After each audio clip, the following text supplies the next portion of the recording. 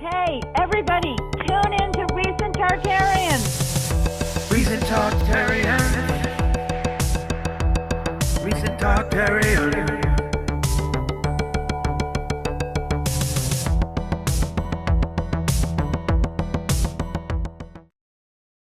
The Complete Social History of LSD, the CIA, the 60s, and Beyond. Authors, Martin O. Lee, Bruce Slane, Publisher. Grove Press Date, 1985. We do not see things as they are. We see them as we are. Old Talmudic saying, enter LSD, it was with the hope of finding the long-sought miracle drug that CIA investigators first began to dabble with LSD-25 in the early 1950s. At the time, very little was known about the hallucinogen. Even in scientific circles, Dr. Werner Stoll, the son of Sandow's president Arthur Stoll, and a colleague of Albert Herman's, was the first person to investigate the psychological properties of LSD. The findings of his study were presented in the Swiss Archives of Neurology in 1947. Stoll reported that LSD produced disturbances in perception, hallucinations, and acceleration in thinking.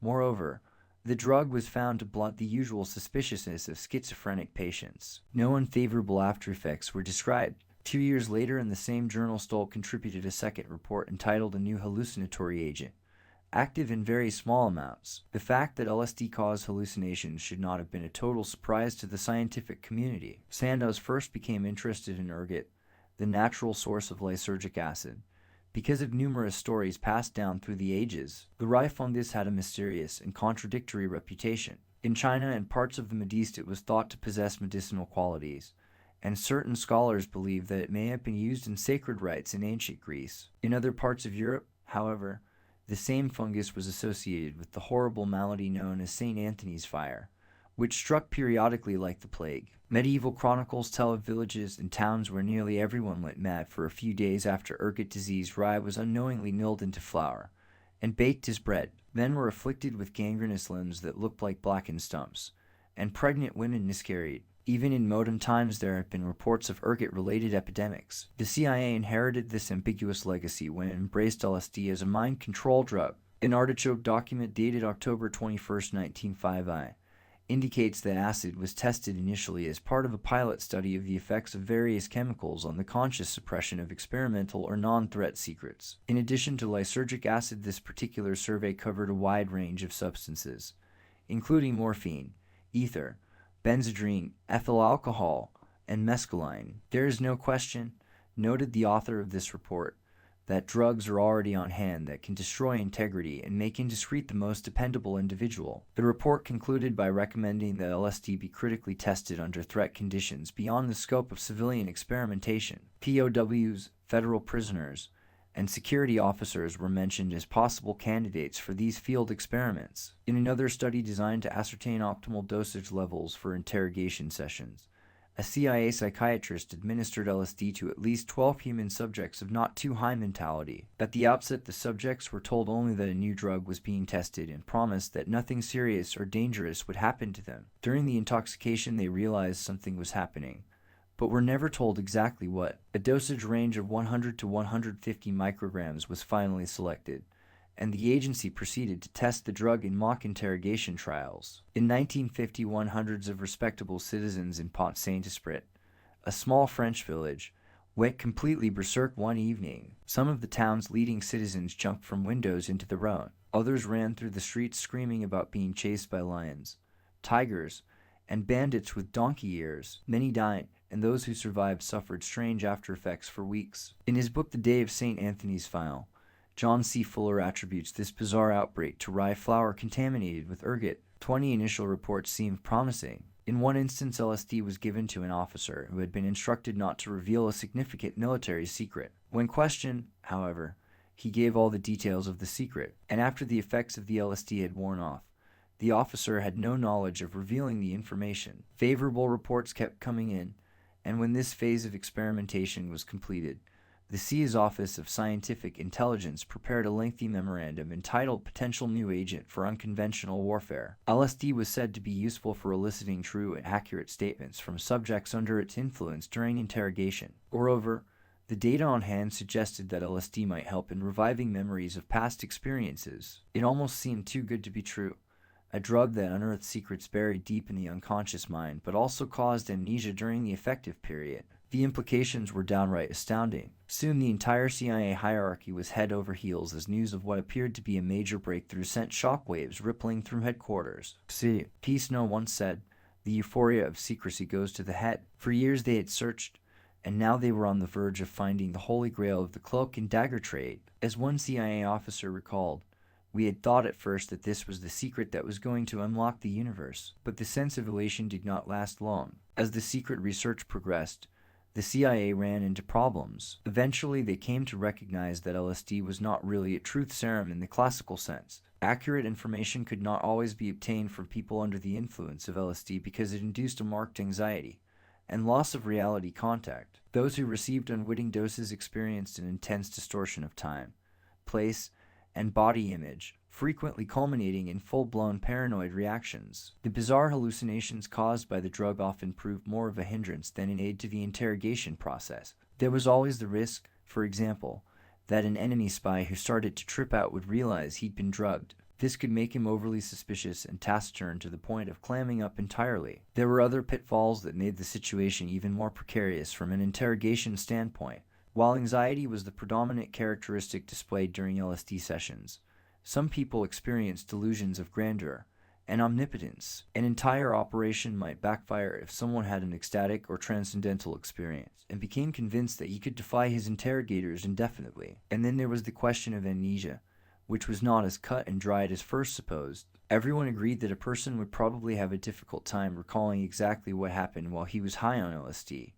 But that didn't mean his mind would be completely blank. While the drug might distort memory to some degree, it did not destroy it. When CIA scientists tested a drug for speech-inducing purposes and found that it didn't work, they usually put it aside and tried something else. But such was not the case with LSD. Although early reports proved over-optimistic, the agency was not about to discard such a powerful and unusual substance simply because it did not live up to its original expectations. They had to shift gears. A reassessment of the strategic implications of LSD was necessary. If, strictly speaking, LSD was not a reliable truth drug, then how else could it be used? 21 CIA researchers were intrigued by this new chemical, but they didn't quite know what to make of it. LSD was significantly different from anything else they knew about. The most fascinating thing about it, a CIA psychologist recalled, was that such minute quantities had such a terrific effect. Mere micrograms could create serious mental confusion and render the mind temporarily susceptible to suggestion. Moreover, the drug was colorless, odorless, and tasteless, and therefore easily concealed in food and beverage. But it was hard to predict the response to LSD. On certain occasions, acid seemed to cause an uninhibited disclosure of information, but oftentimes the overwhelming anxiety experienced by the subject obstructed the interrogation process, and there were unexplainable mood swings, from total panic to boundless bliss out. How could one drug produce such extreme and contradictory reactions? It didn't make sense. As research continued, the situation became even more perplexing. At one point, a group of security officers did an about-face and suggested that acid might best be employed as an anti-interrogation substance, since information obtained from a person in a psychotic state would be unrealistic, bizarre, and extremely difficult to assess.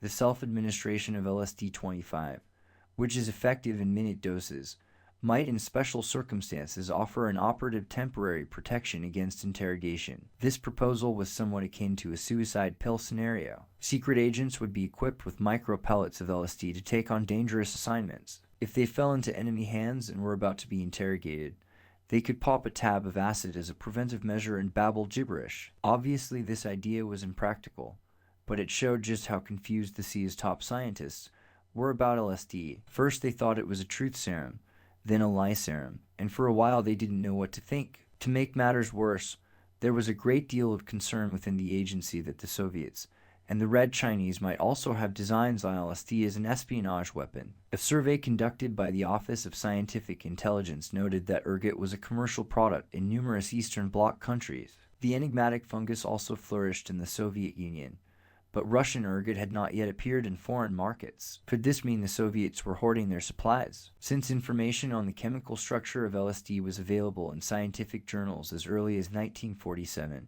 the Russians might have been stockpiling raw ergot in order to convert it into a mind control weapon. Although no Soviet data are available on LSD-25, the OSI study concluded it must be assumed that the scientists of the USSR are thoroughly cognizant of the strategic importance of this powerful new drug and are capable of producing it at any time. 22 Were the Russians really into acid? I'm sure they were, asserted John Gittlinger, one of the CIA's leading psychologists during the Cold War. But if you ask me to prove it, I've never seen any direct proof of it. While hard evidence of a Soviet LSD connection was lacking, the CIA wasn't about to take any chances. What would happen, for example, if an American spy was caught and dosed by the communists? The CIA realized that an adversary intelligence service could employ LSD to produce anxiety or terror in medically unsophisticated subjects unable to distinguish drug-induced psychosis from actual insanity. The only way to be sure that an operative would not freak out under such circumstances would be to give him a taste of LSD before he was sent on a sensitive overseas mission. Such a person would know that the effects of the drug were transitory, and would therefore be in a better position to handle the experience. CIA documents actually refer to agents who were familiar with LSD as enlightened operatives. Along this line, security officials proposed that LSD be administered to CIA trainee volunteers. Such a procedure would clearly demonstrate to select individuals the effects of hallucinogenic substances upon themselves and their associates. Furthermore, it would provide an opportunity to screen agency personnel for anxiety proneness. Those who couldn't pass the acid test would be excluded from certain critical assignments. This suggestion was well received by the Artichoke Steering Committee, although the representative from the CIA's medical office felt that the test should not be confined merely to male volunteer trainee personnel, but that it should be broadened to include all components of the agency. According to a CIA document dated November 19, 1953, the project committee verbally concurred in this recommendation. During the next few years, numerous CIA agents tried LSD. Some used the drug on repeated occasions. How did their first-hand experience with acid affect their personalities? How did it affect their attitude toward their work, particularly those who were directly involved in mind control research? What impact did it have on the program as a whole? Plus, internal CIA memoranda dispute the oft-repeated allegation that the Soviet Union and her satellites, including Red China, were engaged in unorthodox methods of altering human behavior. According to a CIA document dated January 14, 1953, apparently their major emphasis is on the development of specially trained teams for obtaining information without the use of narcotics, hypnosis, or special mechanical devices. A memo issued the next day by the Ad Hoc Medical Study Group admitted that the present state of knowledge indicates little, if any, threat to national security through special interrogation techniques or agents. Plus, at the very least, one suspects that a first-hand encounter with LSD would have made the clandestine mentality more receptive to the possibility of ESP, subliminal perception, and other phenomena associated with altered states. The CIA's interest in parapsychology dates back to the late 1940s. A handwritten memo of the period suggests that hypnotists and telepathists be contacted as professional consultants on an exploratory basis, but this proposal was initially rejected. It was not until 1952, after the CIA got heavily involved with LSD, that the agency began funding ESP research. While parapsychology has long been ridiculed by the scientific establishment, the CIA seriously entertained the notion that such phenomena might be highly significant for the spy trade. The agency hypothesized that if a number of people in the U.S. were found to have a high ESP capacity, their talent could be assigned to specific intelligence problems. In 1952, the CIA initiated an extensive program involving the search for and development of exceptionally gifted individuals who can approximate perfect success in ESP performance. The Office of Security, which ran the Artichoke Project, was urged to follow all leads on individuals reported to have true clairvoyant powers so as to be able to subject their claims to rigorous scientific investigation. Along this line, the CIA began infiltrating seances and occult gatherings. A memo dated April 9, 1953, refers to a domestic, and therefore illegal, operation that required the planting of a very specialized observer at a seance in order to obtain a broad surveillance of all individuals attending the meetings. 23 At the outset of the CIA's behavior control endeavors, the main emphasis was on speech-inducing drugs, but when AD entered the scene, the entire program assumed a more aggressive posture. The CIA's turned-on strategists came to believe that mind control techniques could be applied to a wide range of operations above and beyond the strict category of special interrogation. It was almost as if LSD blew the agency's collective mindset, or was it mind rut? With acid acting as a catalyst, the whole idea of what could be done with a drug, or drugs in general, was suddenly transformed. Soon a perfect compound was envisioned for every conceivable circumstance. There would be smart shots, memory erasers, antivitamins, knockout drops, aphrodisiacs for operational use, drugs that cause headache clusters or uncontrollable twitching, drugs that could induce cancer. A stroke or a heart attack without leaving a trace as to the source of the ailment. There were chemicals to make a drunk man sober, and a sober man as drunk as a fish. Even a recruitment pill was contemplated. What's more, according to a document dated May 5, 1955, the CIA placed a high priority on the development of a drug which will produce pure euphoria with no subsequent letdown. This is not to suggest that the CIA had given up on LSD. On the contrary, after grappling with the drug for a number of years, the agency devised new methods of interrogation based on the far-out possibilities of this mind-altering substance. When employed as a third-degree tactic, acid enabled the CIA to approach a hostile subject with a great deal of leverage. CIA operatives realized that intense mental confusion could be produced by deliberately attacking a person along psychological lines. Of all the chemicals that caused mental derangement, none was as powerful as LSD. Acid not only made people extremely anxious, it also broke down the character defenses for handling anxiety. A skillful interrogator could exploit this vulnerability by threatening to keep an unwitting subject in a tripped-out state indefinitely unless he spilled the beans. This tactic often proved successful where others had failed. CIA documents indicate that LSD was employed as an aid to interrogation on an operational basis from the mid-1950s through the early 1960s. The CIA also sought to develop techniques whereby the ESP powers of a group of psychics could be used to produce factual information that could not be obtained in any other way. If it were possible to identify the thought of another person several hundred miles away, a CIA scientist explained, the adaptation to the practical requirements for obtaining secret information should not give serious difficulty. Moreover, everything that adds anything to our understanding of what is taking place in ESP is likely to give us advantage in the problem of use and control. In a rather bizarre twist, during the late 1960s the CIA experimented with mediums in an effort to contact dead agents. These attempts, according to Victor Marchetti, a former high-ranking CIA official, were part of a larger effort to harness psychic powers for various intelligence-related missions that included utilizing clairvoyance to divine the intentions of the Kremlin leadership. Secret ESP research is still being conducted, although CIA spokesmen refused to comment on the nature of these experiments. 24 laboratories of the state when the CIA first became interested in LSD. Only a handful of scientists in the United States were engaged in hallucinogenic drug research. At the time, there was little private or public support for this relatively new field of experimental psychiatry, and no one had undertaken a systematic investigation of LSD. The CIA's mind control specialists sensed a golden opportunity in the making. With a sizable treasure chest at their disposal, they were in a position to boost the careers of scientists, whose skill and expertise would be of maximum benefit to the CIA. Almost overnight, a whole new market for grants in LSD research sprang into existence as money started pouring through CIA-linked conduits or cutouts such as the Xirtus Fund for Medical Research, the Society for the Study of Human Ecology, and the Josiah Macy, Jr.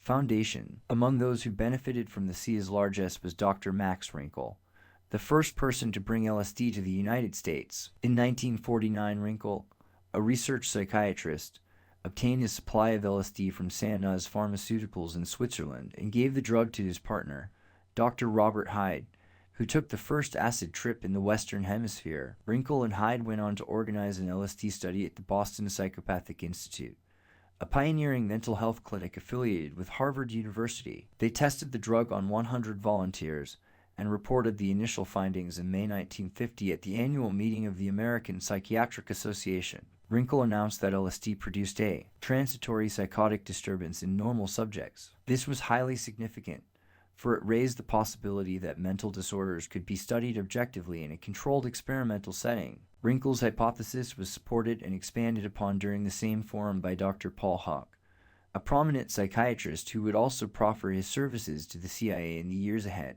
Hock reported that the symptoms produced by LSD, mescaline, and related drugs were similar to those of schizophrenia: intensity of color perception, hallucinations, depersonalization, intense anxiety, paranoia, and in some cases catatonic manifestations. As Hock put it, LSD and mescaline disorganized the psychic integration of the individual. He believed that the medical profession was fortunate to have access to these substances, For now, it would be possible to reconstruct temporary or model psychoses in the laboratory. LSD was considered an exceptional research tool in that the subject could provide a detailed description of his experience while he was under the influence of the drug. It was hoped that careful analysis of these data would shed new light on schizophrenia and other enigmatic mental diseases. Hock's landmark thesis, that LSD was a psychotomimetic or madness-mimicking agent, caused a sensation in scientific circles and led to several important and stimulating theories regarding the biochemical basis of schizophrenia. This in turn sparked an upsurge of interest in brain chemistry and opened new vistas in the field of experimental psychiatry. In light of the extremely high potency of LSD, it seemed completely plausible that infinitesimal traces of a psychoactive substance produced through metabolic dysfunction by the human organism might cause psychotic disturbances. Conversely, attempts to alleviate a lysergic psychosis might point the way toward curing schizophrenia and other forms of mental illness. While the miracle cure never panned out, it is worth noting that thorazine was found to mollify an LSD reaction, and subsequently became a standard drug for controlling patients in mental asylums and prisons. 25 As it turned out, the model psychosis concept dovetailed particularly well with the secret schemes of the CIA, which also viewed LSD in terms of its ability to blow minds and make people crazy. Thus, it is not surprising that the CIA chose to invest in men like Wrinkle and Hock. Most scientists were flattered by the government's interest in their research, and they were eager to assist the CIA in its attempt to unravel the riddle of LSD. This was, after all, the Cold War, and one did not have to be a blue-ribbon hawk or a hardliner to work in tandem with American intelligence. In the early 1950s, the CIA approached Dr. Nick Bursell, a psychiatrist who maintained a private practice in Los Angeles. Bursell was one of the first people in the United States to work with LSD, and the CIA asked him to consider a haunting proposition. What would happen if the Russians put LSD in the water supply of a large American city? A skillful saboteur could carry enough acid in his coat pocket to turn an entire metropolis into a loony bin, assuming he found a way to distribute it equally. In light of this frightening prospect, would Bursell render a patriotic service by calculating exactly how much LSD would be required to contaminate the water supply of Los Angeles? Bursell consented, and that evening he dissolved a tiny amount of acid in a glass of tap water, only to discover that the chlorine neutralized the drug. "Don't worry," he told his CIA contact. "It won't work." The agency took this as a mandate, and another version of LSD was eventually concocted to overcome this drawback. A CIA document states accordingly, if the concept of contaminating a city's water supply seems, or in actual fact, is found to be far-fetched, there is still the possibility of contaminating, say, the water supply of a bomber base or, more easily still, that of a battleship. Our current work contains the strong suggestion that LSD-25 will produce hysteria. It requires little imagination to realize what the consequences might be if a battleship's crew were so affected. The CIA never got in touch with Bursell again, but they monitored his research reports in various medical journals. When Bursell gave LSD to spiders, they spun perfectly symmetrical webs. Animal studies also showed that cats cringed before untreated mice, and fish that normally swam close to the bottom of a water tank hovered near the top. In another experiment, Dr. Louis Joylon West, chairman of the Department of Psychiatry at the University of Oklahoma, injected an elephant with a massive dose of 300,000 micrograms. Dr. West, a CIA contract employee and an avid believer in the notion that hallucinogens were psychotomimetic agents, was trying to duplicate the periodic rut madness that overtakes male elephants for about 1 week each year. But the animal did not experience a model elephant psychosis. It just keeled over and remained in a motionless stupor. In attempting to revive the elephant, West administered a combination of drugs that ended up killing the poor beast. Research on human subjects showed that LSD lodged primarily in the liver, spleen, and kidneys. Only a tiny amount of the original dose entered the brain, and it only remained there for 20 minutes. This was a most curious finding, as the effect of LSD was not evident until the drug had disappeared entirely from the central nervous system. Some scientists thought LSD might act as a trigger mechanism, releasing or inhibiting a naturally occurring substance in the brain, but no one could figure out exactly why the drug had such a dramatic effect on the mind. 26 Many other questions were in need of clarification. Could the drug be fatal? What was the maximum dose? Were the effects constant, or were there variations according to different personality types? Could the reaction be accentuated by combining LSD with other chemicals? Was there an antidote? Some of these questions overlapped with legitimate medical concerns, and researchers on CIA stipends published unclassified versions of their work in prestigious scientific periodicals. But these accounts omitted secret data given to the CIA on how LSD affected operationally pertinent categories such as disturbance of memory, alteration of sex patterns, eliciting information, increasing suggestibility, and creating emotional dependence. The CIA was particularly interested in psychiatric reports suggesting that LSD could break down familiar behavior patterns, for this raised the possibility of reprogramming or brainwashing. If LSD temporarily altered a person's view of the world and suspended his belief system, CIA doctors surmised, then perhaps Russian spies could be cajoled into switching loyalties while they were tripping. The brainwashing strategy was relatively simple.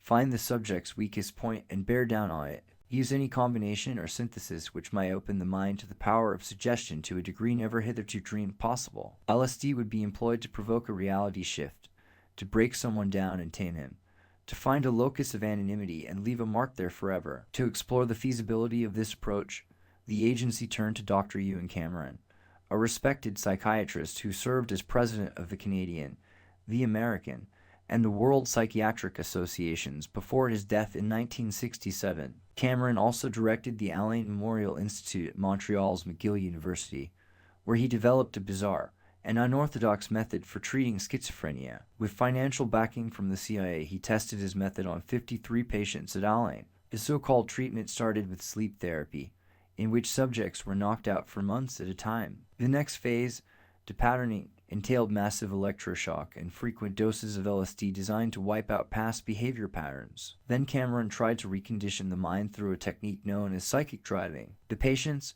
once again heavily sedated, were confined to sleep rooms where tape-recorded messages played over and over from speakers under their pillows. Some heard the same message 250,000 times. Cameron's methods were later discredited, and the CIA grudgingly gave up on the notion of LSD as a brainwashing technique. But that was little consolation to those who served as guinea pigs for the CIA's secret mind control projects. 9 of Cameron's former patients have sued the American government for $1 million each, claiming that they are still suffering from the trauma they went through at Alain. These people never agreed to participate in a scientific experiment, a fact which reflects little credit on the CIA, even if agency officials feared that the Soviets were spurting ahead in the mind control race. The CIA violated the Nuremberg Code for Medical Ethics by sponsoring experiments on unwitting subjects. Ironically, Dr. Cameron was a member of the Nuremberg tribunal that heard the case against Nazi war criminals who committed atrocities during World War II. 27 like the Nazi doctors at Dachau, the CIA victimized certain groups of people who were unable to resist: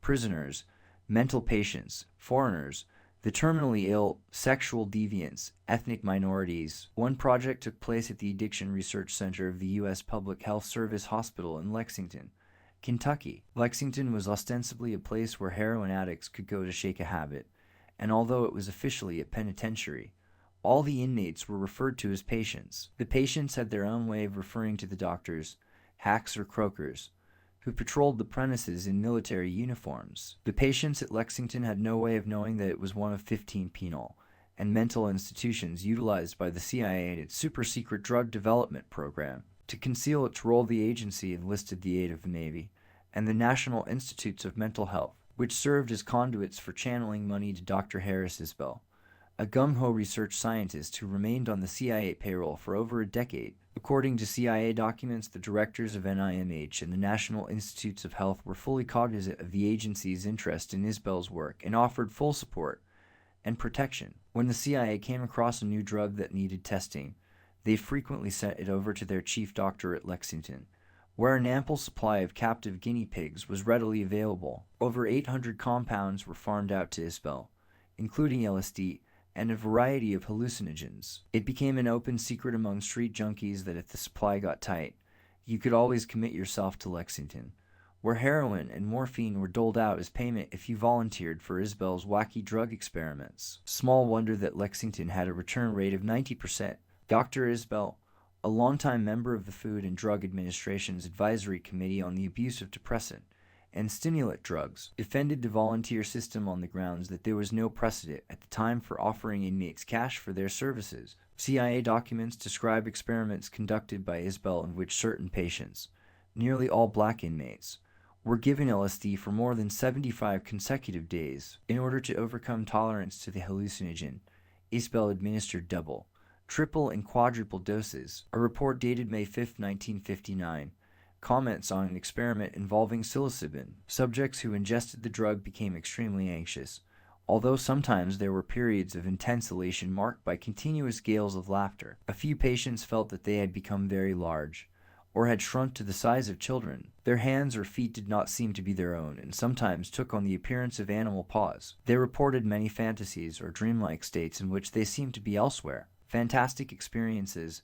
such as trips to the moon or living in gorgeous castles, were occasionally reported. Isbell concluded, despite these striking subjective experiences, the patients remained oriented in time, place, and person. In most instances, the patients did not lose their insight, but realized that the effects were due to the drug. 2 of the 9 patients, however, did lose insight and felt that their experiences were caused by the experimenters controlling their minds. 28. In addition to his role as a research scientist, Dr. Isbell served as a go-between for the CIA in its attempt to obtain drug samples from European pharmaceutical concerns which assumed they were providing medicine to a U.S. public health official. The CIA in turn acted as a research coordinator, passing information, tips, and leads to Isbell and its other contract employees so that they could keep abreast of each other's progress. When a new discovery was made, the CIA would often ask another researcher to conduct a follow-up study for confirmation. One scientist whose work was coordinated with Isbell's in such a manner was Dr. Carl Pfeiffer, a noted pharmacologist from Princeton who tested LSD on inmates at the federal prison in Atlanta and the Bordentown Reformatory in New Jersey. Isbell, Pfeiffer, Cameron, West, and Hawk all were part of a network of doctors and scientists who gathered intelligence for the CIA. Through these scholar informants, the agency stayed on top of the latest developments within the above-ground LSD scene, which expanded rapidly during the Cold War. By the mid-1950s, numerous independent investigators had undertaken hallucinogenic drug studies, and the CIA was determined not to let the slightest detail escape its grasp. In a communique dated May 26, 1954, the agency ordered all domestic field offices in the United States to monitor scientists engaged in LSD research. People of interest, the memo explained, will most probably be found in biochemistry departments of universities, mental hospitals, private psychiatric practice. We do ask that you remember their importance and report their work when it connies to your attention. The CIA also expended considerable effort to monitor the latest developments in LSD research on a worldwide scale.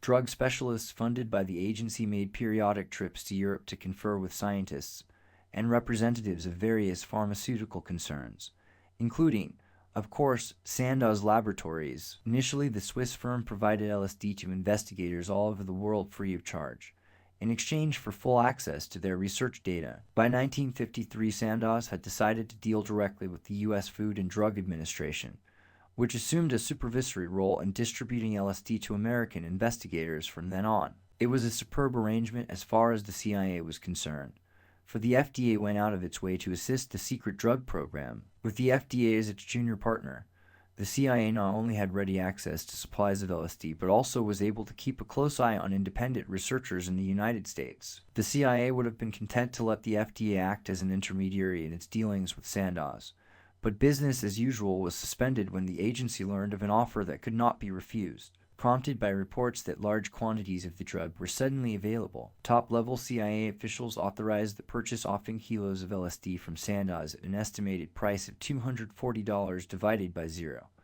enough for a staggering 100 million doses. A document dated November 16, 1953, characterized the pending transaction as a risky operation, but CIA officials felt it was necessary, if only to preclude any attempt the communists might make to get their hands on the drug. What the CIA intended to do with such an incredible stash of acid was never made clear. The CIA later found out that Sandoz had never produced LSD in quantities even remotely resembling 10 kilograms. Apparently only 10 milligrams were for sale, but a CIA contact in Switzerland mistook a kilogram, 1,000 grams, for a milligram, which would explain the huge discrepancy. Nevertheless, Sandoz officials were pleased by the CIA's interest in their product, and the two organizations struck up a cooperative relationship. Arthur Stoll, president of Sandoz, agreed to keep the CIA posted whenever new LSD was produced or a shipment was delivered to a customer. Likewise, any information concerning LSD research behind the Iron Curtain would be passed along confidentially. But the CIA did not want to depend on a foreign company for supplies of a substance considered vital to American security interests. The agency asked the Eli Lilly Company in Indianapolis to try to synthesize a batch of all-American acid. By mid-195, Lilly had succeeded in breaking the secret formula held by Sandoz. This is a closely guarded secret, a CIA document declared, and should not be mentioned generally. Scientists at Lilly assured the CIA that in a matter of months LSD would be available in tonnage quantities. Midnight climax in a speech before the National Alumni Conference at Princeton University on April 10, 1953. Newly appointed CIA Director Allen Dulles lectured his audience on how sinister the battle for men's minds had become in Soviet hands. The human mind, Dulles warned, was a malleable tool, and the Red Menace had secretly developed brain perversion techniques. Some of these methods were so subtle and so abhorrent to our way of life that we have recoiled from facing up to them. Dulles continued, the minds of selected individuals who are subjected to such treatment are deprived of the ability to state their own thoughts. Parrot-like, the individual so conditioned can merely repeat the thoughts which have been implanted in their minds by suggestion from outside.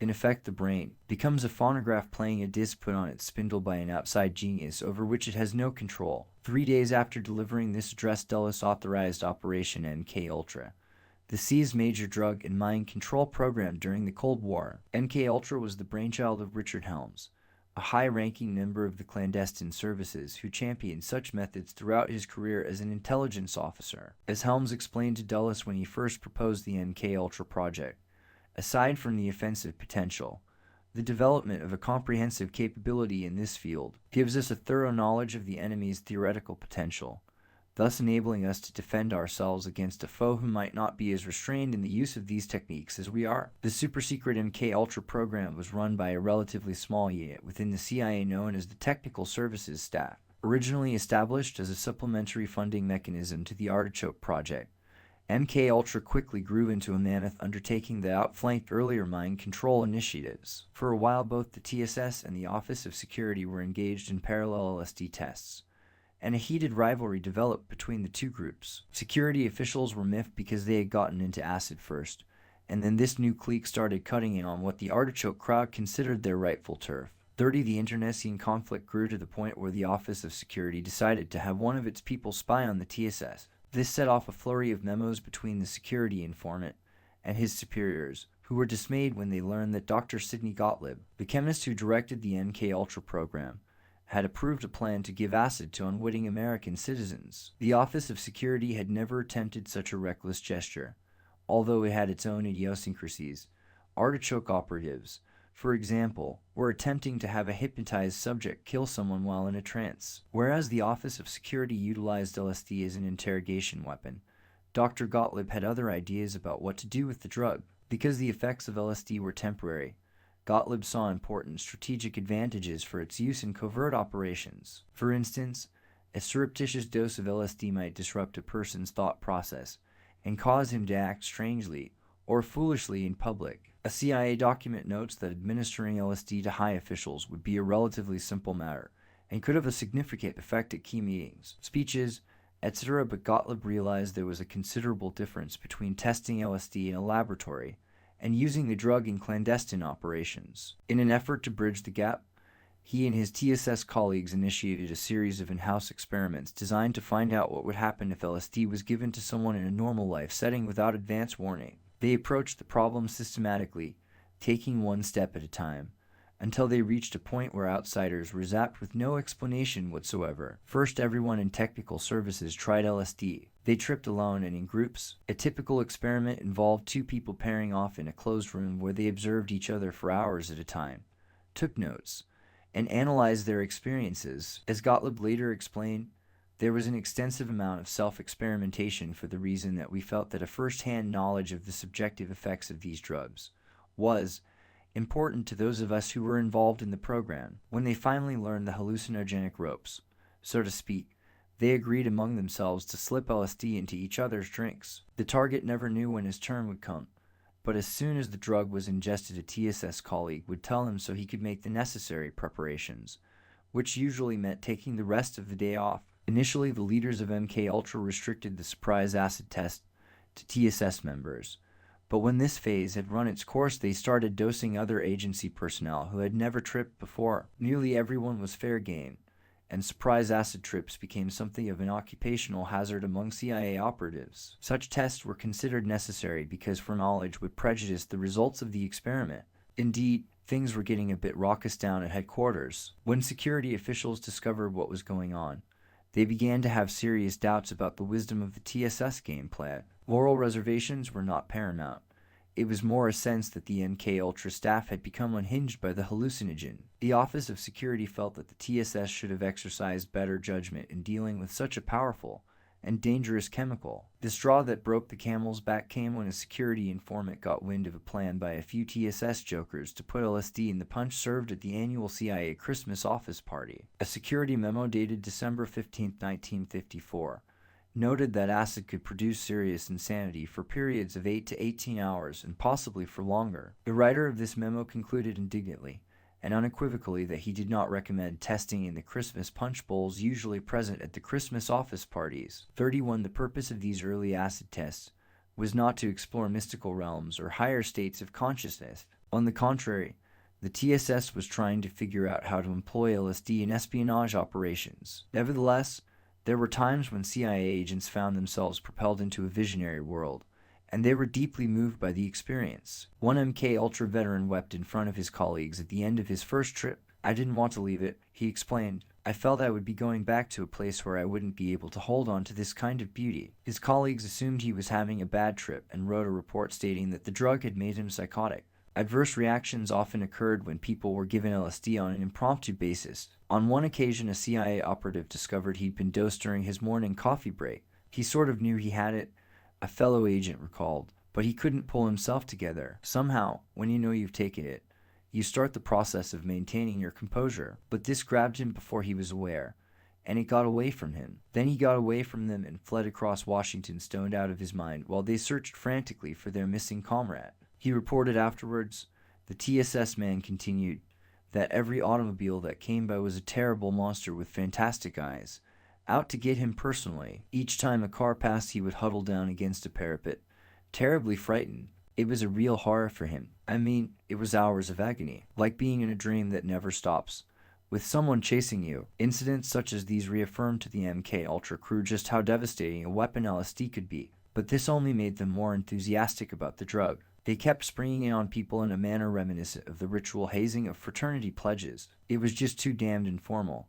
A TSS officer later said, "We didn't know much. We were playing around in ignorance. We were just naive about what we were doing." Such pranks claimed their first victim in November 1953, when a group of CIA and Army technicians gathered for a 3-day work retreat at a remote hunting lodge in the backwoods of Maryland. On the second day of the meeting, Dr. Gottlieb spiked the after-dinner cocktails with LSD. As the drug began to take effect, Gottlieb told everyone that they had ingested a mind-altering chemical. By that time, the group had become boisterous with laughter and unable to carry on a coherent conversation. One man was not amused by the unexpected turn of events. Dr. Frank Olson, an Army scientist who specialized in biological warfare research, had never taken LSD before, and he slid into a deep depression. His mood did not lighten when the conference adjourned. Normally a gregarious family man, Olson returned home quiet and withdrawn. When he went to work after the weekend, he asked his boss to fire him because he had messed up the experiment during the retreat. Alarmed by his erratic behavior, Olson's superiors contacted the CIA, which sent him to New York to see Dr. Harold Abramson. A respected physician, Abramson taught at Columbia University and was chief of the allergy clinic at Mount Sinai Hospital. He was also one of the CIA's principal LSD researchers and a part-time consultant to the Army Chemical Corps. While these were impressive credentials, Abramson was not a trained psychiatrist, and it was this kind of counseling his patient desperately needed. 32. For the next few weeks, Olson confided his deepest fears to Abramson. Fye claimed the CIA was putting something in his coffee to make him stay awake at night. Fye said people were plotting against him, and he heard voices at odd hours commanding him to throw away his wallet, which he did, even though it contained several uncashed checks. Dr. Abramson concluded that Olson was mired in a psychotic state, with delusions of persecution that had been crystallized by the LSD experience. Arrangements were made to move him to Chestnut Lodge, a sanatorium in Rockville, Maryland, staffed by CLA-cleared psychiatrists. On his last evening in New York, Olson checked into a room that the Statler Hilton along with a CIA agent assigned to watch him. And then, in the wee hours of the morning, the troubled scientist plunged headlong through a closed window to his death 10 floors below. The Olson suicide had immediate repercussions within the CIA. An elaborate cover-up erased clues to the actual circumstances leading up to his death. Olson's widow was eventually given a government pension, and the full truth of what happened would not be revealed for another 20 years. Meanwhile, CIA Director Allen Dulles suspended the in-house testing program for a brief period while an internal investigation was conducted. In the end, Gottlieb and his team received only a mildly worded reprimand for exercising bad judgment, but no records of the incident were kept in their personnel files, which would harm their future careers. The importance of LSD eclipsed all other considerations, and the secret acid tests resumed. Gottlieb was now ready to undertake the final and most daring phase of the MK Ultra program. LSD would be given to unwitting targets in real-life situations. But who would actually do the dirty work? While looking through some old OS files, Gottlieb discovered that marijuana had been tested on unsuspecting subjects in an effort to develop a truth serum. These experiments had been organized by George Hunter White, a tough, old-fashioned narcotics officer who ran a training school for American spies during World War II. Perhaps White would be interested in testing drugs for the CIA. As a matter of protocol, Gottlieb first approached Harry Anslinger, chief of the Federal Narcotics Bureau. Anslinger was favorably disposed and agreed to lend one of his top men to the CIA on a part-time basis. Right from the start, White had plenty of leeway in running his operations. He rented an apartment in New York's Greenwich Village, and with funds supplied by the CIA, he transformed it into a safe house complete with two-way mirrors, surveillance equipment, and the like. Posing as an artist and a seaman, White lured people back to his pad and slipped them drugs. A clue as to how his subjects fared can be found in White's personal diary, which contains passing references to surprise LSD experiments.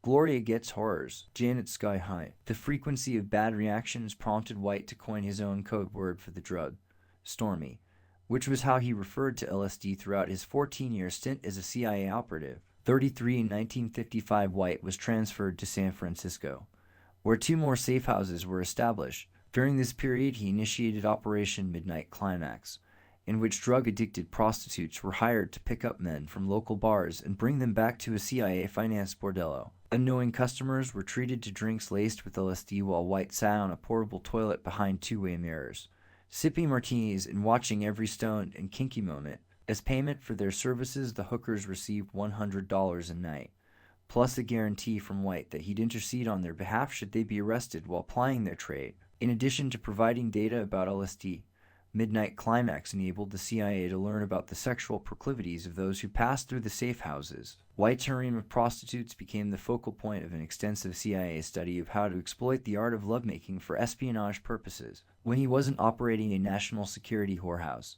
White would cruise the streets of San Francisco tracking down drug pushers for the Narcotics Bureau. Sometimes after a tough day on the beat, he invited his narc buddies up to one of the safe houses for a little R, and occasionally they unzipped their inhibitions and partied on the premises, much to the chagrin of the neighbors, who began to complain about men with guns and shoulder straps chasing after women in various states of undress. Needless to say, there was always plenty of dope around, and the feds sampled everything from hashish to LSD. So far as I'm concerned, White later told an associate, clear thinking was non-existent while under the influence of any of these drugs. I did feel at times like I was having a mind-expanding experience, but this vanished like a dream immediately after the session. White had quite a scene going for a while. By day he fought to keep drugs out of circulation, and by night he dispensed them to strangers. Not everyone was cut out for this kind of schizophrenic lifestyle, and White often relied on the bottle to reconcile the two extremes. But there were still moments when his Jekyll and Hyde routine got the best of him.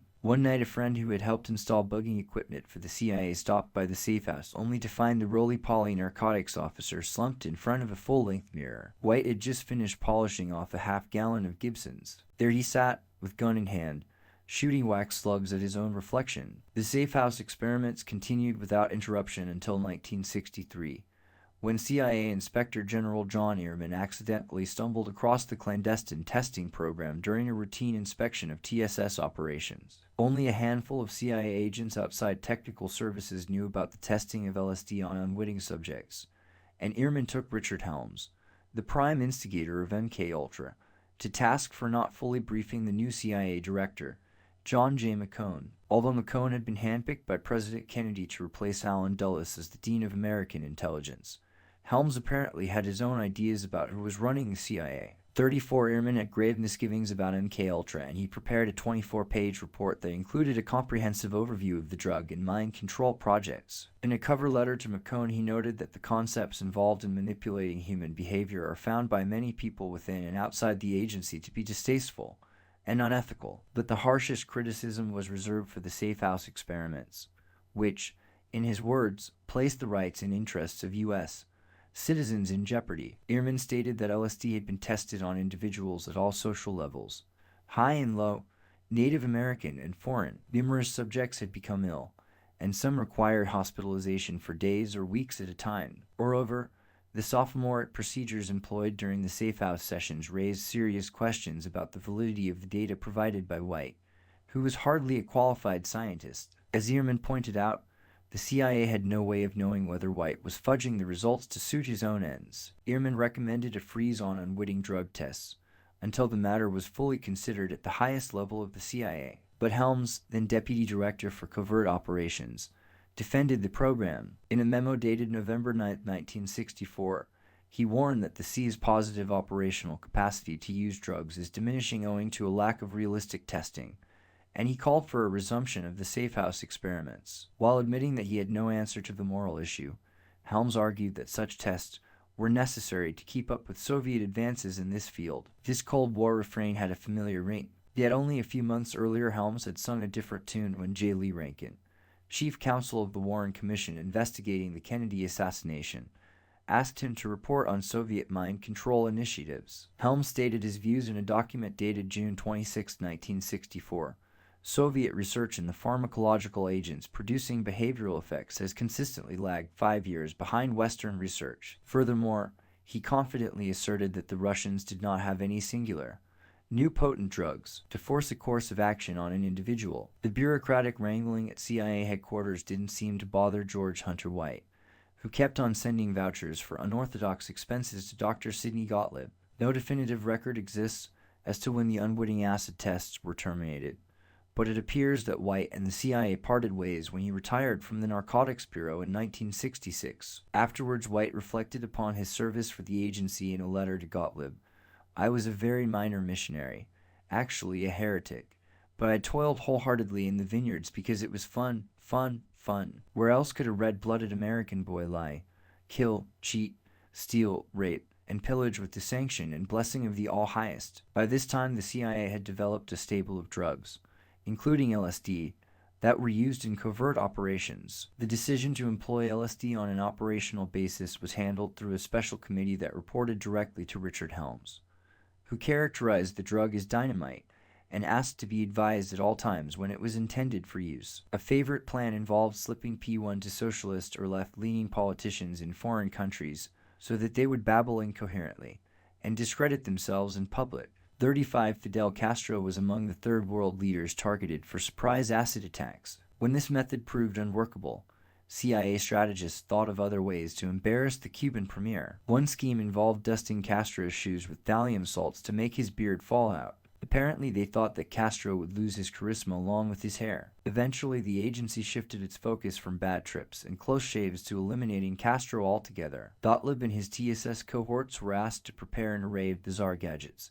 and biochemical poisons for a series of murder conspiracies allying the CIA with anti-Castro mercenaries and the mob. Egyptian President Gamal Abdel Nasser also figured high on the CIA's hallucinogenic hit list. While he managed to avoid such a fate, others presumably were less fortunate. CIA documents cited in a documentary by ABC News confirm that Gottlieb carried a stash of acid overseas on a number of occasions during the Cold War with the intention of dosing foreign diplomats and statesmen. But the effects of LSD were difficult to predict when employed in such a haphazard manner, and the CIA used LSD only sparingly in operations of this sort. The hallucination battlefield. While the CIA was interested in LSD primarily as an instrument of clandestine warfare, the United States Army pursued a more grandiose scheme. During the Cold War, top-level military brass waxed enthusiastic over the prospect of a new kind of chemical weapon that would revolutionize combat. They imagined aircraft swooping over enemy territory, releasing clouds of madness gas that would disorient people and dissolve their will to resist.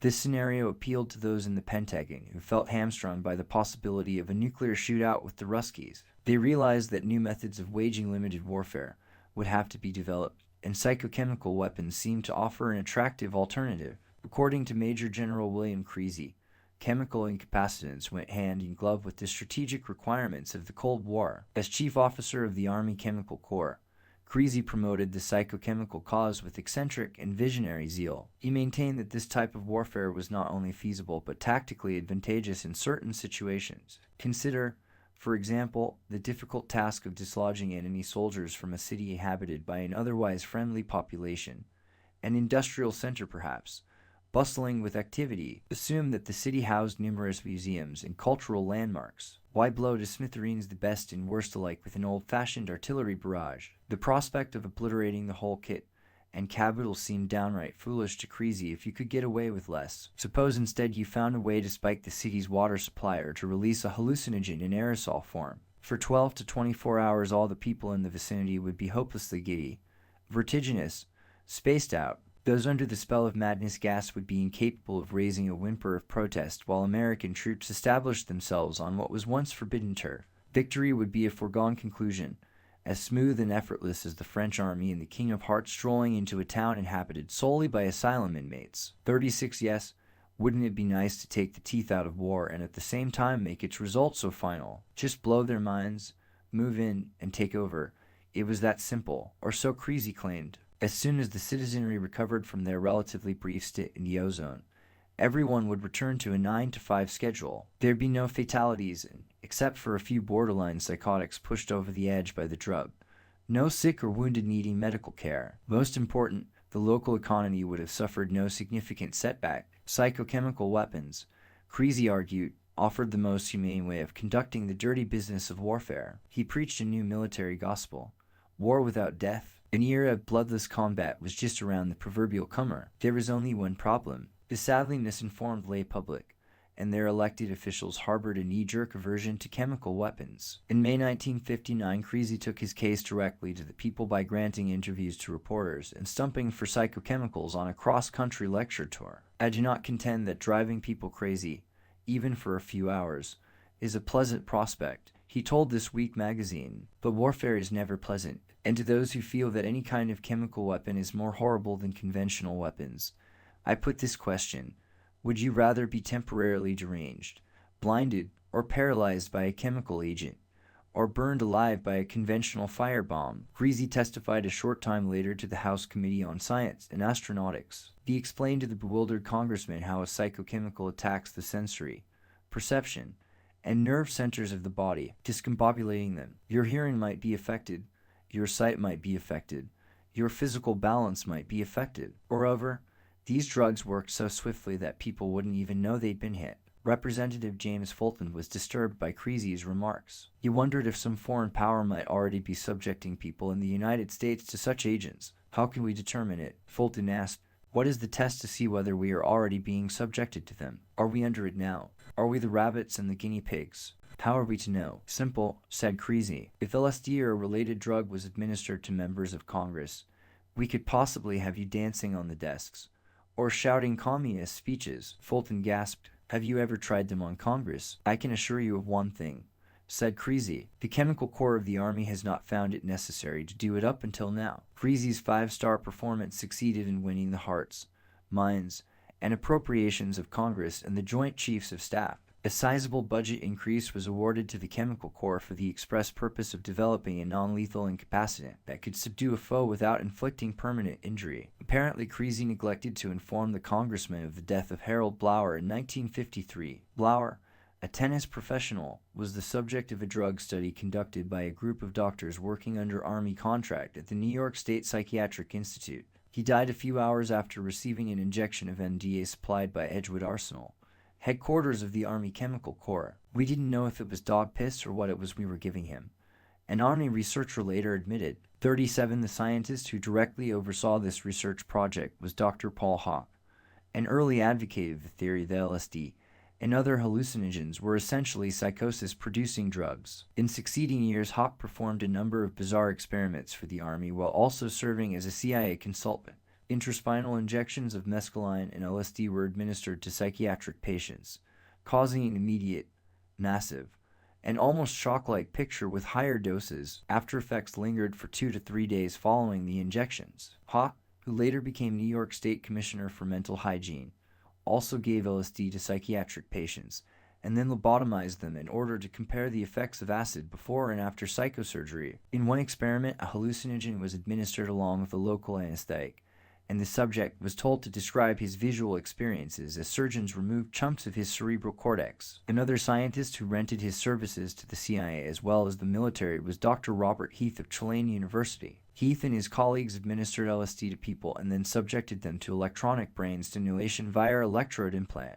One test subject became hysterical, lapsed into a trance-like state, and later claimed that the doctors were trying to manipulate her body. She was obviously having paranoid ideas, commented an Army employee. In addition to sponsoring research at various universities and civilian hospitals, the Army conducted extensive in-house studies with LSD. During the late 1950s, a series of tests was initiated at Fort Bragg, North Carolina. Their purpose was to determine how well soldiers would fare in the execution of war games while high on acid. Small military units were given EI 729, the Army's secret code number for LSD, and asked to perform various operational exercises, including command post maneuvers, squad drills, tank driving, radar scope reading, anti-aircraft tracking, meteorological and engineering surveys, and so on. The results showed performance ranging from total incapacity to marked decrease in proficiency. Unbeknownst to the Stone servicemen,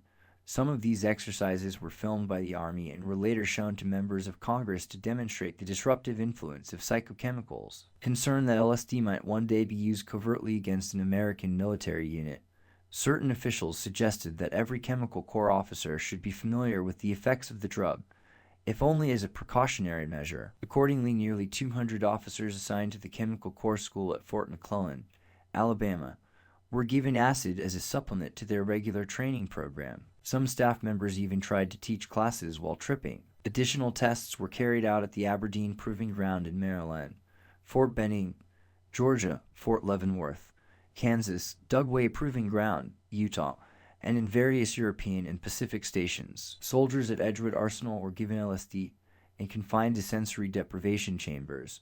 Then they were subjected to hostile questioning by intelligence officers. An Army report concludes that an interrogator of limited experience could compel a subject to compromise himself and to sign documents which could place him in jeopardy. With a stronger dose, a state of fear and anxiety could be induced where the subject could be compelled to trade his cooperation for a guarantee of return to normalcy. 38 Shortly thereafter, the military began using LSD as an interrogation weapon on an operational basis, just as the CIA had been doing for years. An Army memo dated September 6, 1961, discussed the interrogation procedure. Stressing techniques employed included silent treatment before or after E1729 administration, sustained conventional interrogation prior to E1729 interrogation, deprivation of food, drink, sleep, or bodily evacuation, sustained isolation prior to E1729 administration, hot-cold switches in approach, duress pitches, verbal degradation, and bodily discomfort, or dramatized threats to subjects' life or mental health. Documents pertaining to Operation Derby Hat indicate that an Army Special Purpose Team trained in LSD interrogations initiated a series of field tests in the Far East beginning in August 1962. 7 individuals were questioned. All were foreign nationals who had been implicated in drug smuggling or espionage activities, and in each case the EI 729 technique produced information that had not been obtained through other means. One subject vomited 3 times and stated that he wanted to die after the Special Purpose Team gave him LSD. His reaction was characterized as moderate. Another went into shock and remained semi-conscious for nearly an hour after receiving triple the dosage normally used in these sessions.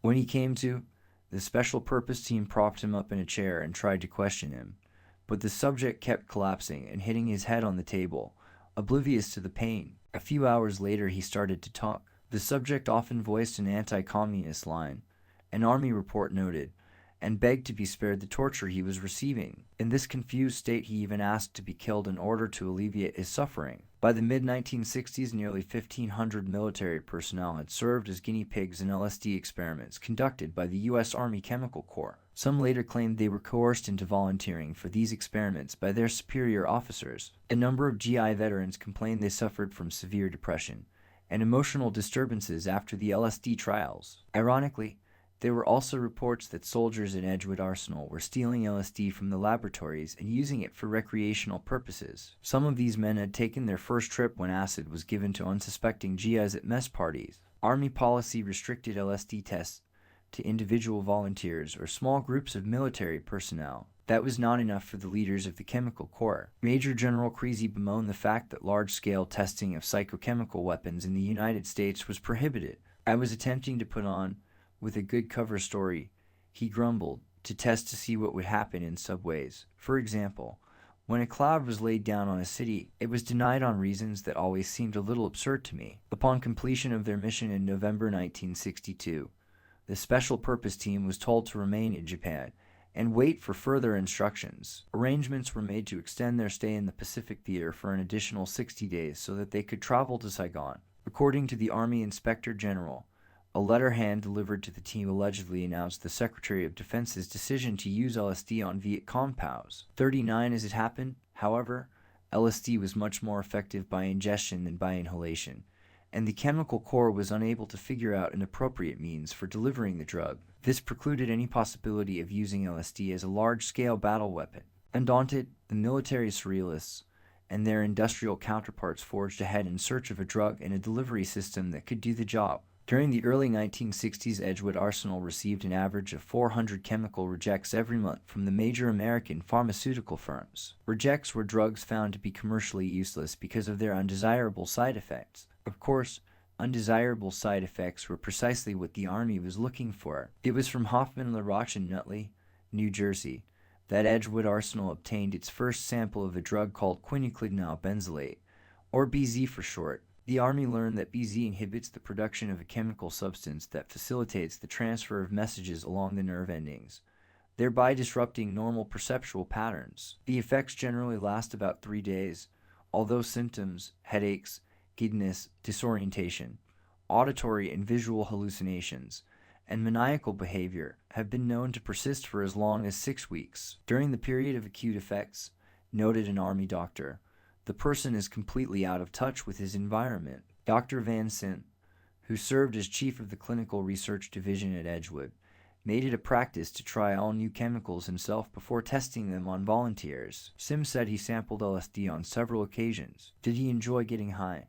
Or were his acid trips simply a patriotic duty? It's not a matter of compulsiveness or wanting to be the first to try a material.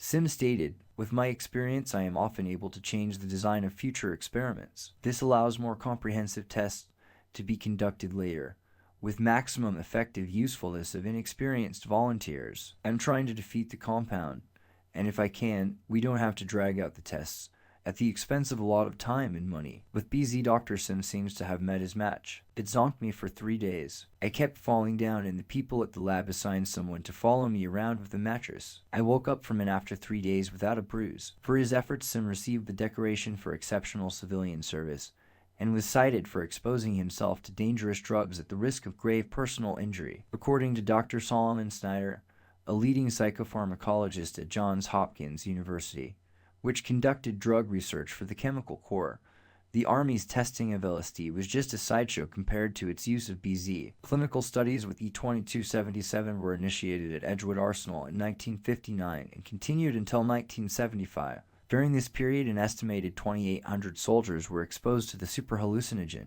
A number of military personnel have since come forward claiming that they were never the same after their encounter with BZ. Robert Bowen, a former Air Force enlisted man, felt disoriented for several weeks after his exposure. Bowen said the drug produced a temporary feeling of insanity, but that he reacted less severely than other test subjects. One paratrooper lost all muscle control for a time and later seemed totally divorced from reality. "The last time I saw him," said Bowen, "he was taking a shower in his uniform and smoking a hash-2 cigar." Pentagon spokespeople insist that the potential hazards of such experimentation were supposed to be fully explained to all volunteers. But as Dr. Snyder noted, nobody can tell you for sure BZ won't have a long-lasting effect. With an initial effect of 80 hours compared to 8 for LSD, you would have to worry more about its long-lasting or recurrent effects. 40 after extensive clinical testing at Edgewood Arsenal, the Army concluded that BZ was better suited than LSD as a chemical warfare agent for a number of reasons. While acid could knock a person off his rocker,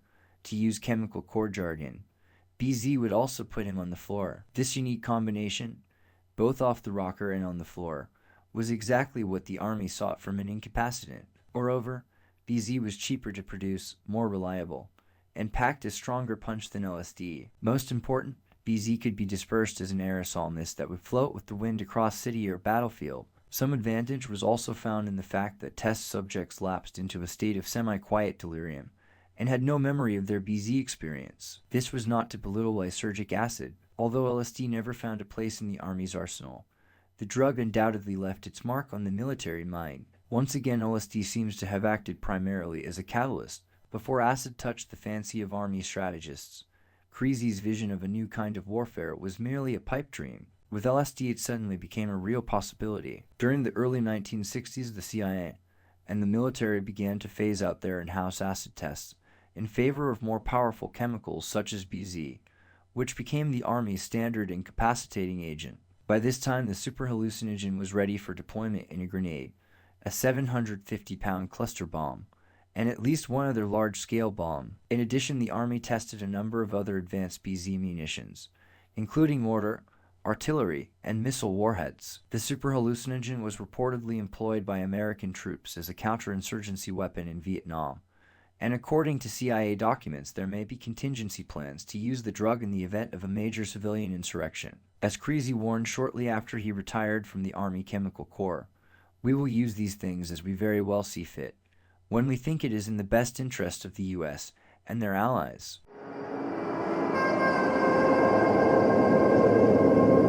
Hey, everybody, tune in to Recent Tartarians. Recent Tartarians. Recent Tartarians.